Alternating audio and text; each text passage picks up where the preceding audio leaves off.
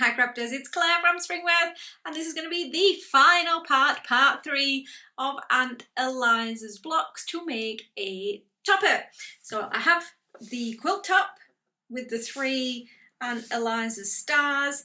I have the backing fabric that I'm also going to use to make the binding, so matching backing and binding, and I have the wadding. It is just a polyester because I'm not going to be using it other than decoratively, and it doesn't really need that much padding. So the first thing I'm going to do is double this because this is clearly not as wide as the block. So I have twice the length, and I'm going to sew 2 pieces together to make it wider, but I'm going to take off a strip on either side, or 2 strips for bias.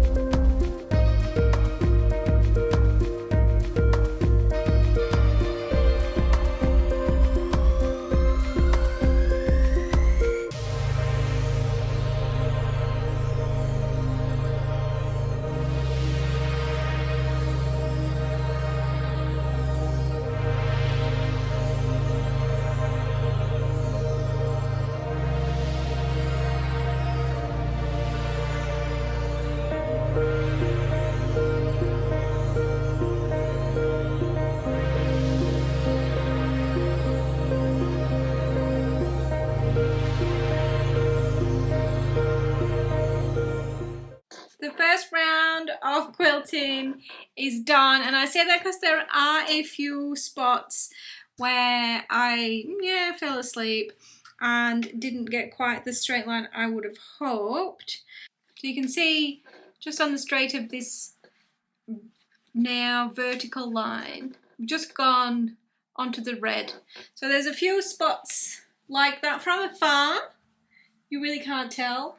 But I will bury the threads, identify where I would like to do a little bit better, finish those off, and then ready for binding.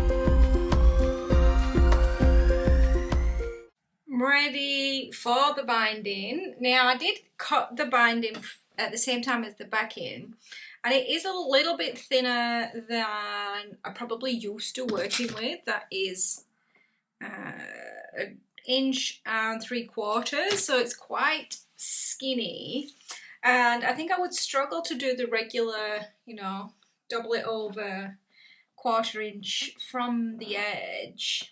Like I would struggle with and then flipping it over. I don't think there will be enough. So I'm going to try something slightly different where I leave the binding open. I will sew a 1/4 inch from here, and then when I flip it over, kind of difficult, I will probably hand sew the back and just tuck it under again. So more like the buyer's binding you would buy at the fabric shop for edging, like clothing, that pre-made binding. So I will give that a go. Always willing to try something new, especially when it involves not wasting fabric. That's kind of such a value. If this works, I'm not always necessarily going to use a skinny binding.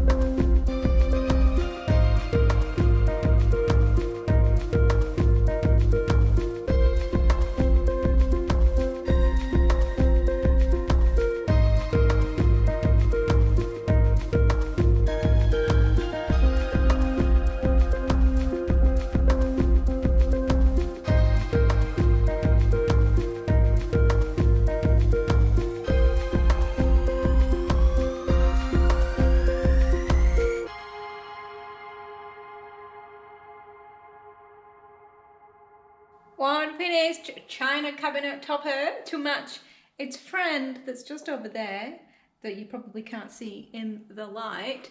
Aunt Eliza's stars. I've decided Aunt Eliza was a bit of a genius, and it's not going to be top of my list for trying something else. But it looks great. I love it. Love the binding and how that turned out. I love the really skinny. I did end up gluing the kind of fold in just to make it easier to hand sew. Definitely something I will consider doing again in future. I hope you have enjoyed this, what turned out to be a 3-part series, and I wonder what quilting project I will attempt next.